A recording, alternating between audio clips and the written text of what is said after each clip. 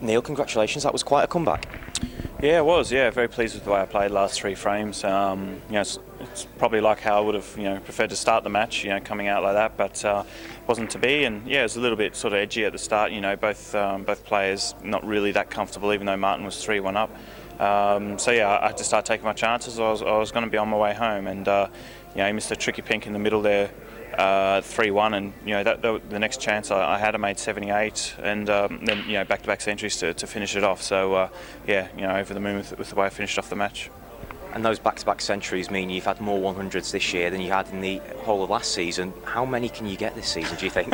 I don't know. Like, there's a lot of people. It's starting to become a real talking point now. A lot of people. I mean, obviously the record's 61. So should I have keep going the way I am, I'll obviously surpass that. But a lot of people think that 100 centuries in a season is a possibility. But I'm not going to play in every single tournament. I'm being a bit picky, picking and choosing this season to try and focus on the really big tournaments, while still entering enough of the smaller events to keep my match sharpness there as well. So I'd love to make 100, but I'm not going to risk making centuries to possibly lose frames. So I'm going to keep doing what I'm doing, and I guess we'll see at the end of the season how many I'm going to have. Is there anything that you've been doing differently or that feels different that you can pinpoint why you're getting so many more centuries this season? Well, I mean, probably watching Ronnie O'Sullivan in the World Championship, I think even though I had a lot of centuries last season, I felt as though it was the one area that I could improve on, my efficiency. Ronnie's absolutely incredible. Whenever he pots already, he always seems to make the most of the chance. So, just focused on efficiency really, and it's just what I've been working on.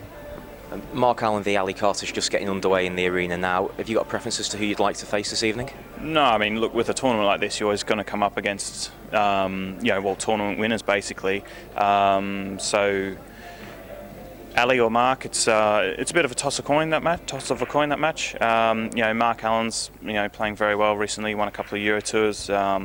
Ali's obviously had his health issues this season, and it's great to see him back. And hopefully he can start playing well as well. So no preference. Both are fantastic players, and either way it'll be a really tough match. And finally, I'm sure you answer a lot of these questions over the next few months, but did you get to watch any of the cricket last night? Obviously, with playing today, I guess you didn't see so much of it. No, not really. As soon as Stuart Broad got a wicket, that was it. I turned the telly off. I had a really bad feeling about that one. He carried on and played very well, bowled very well.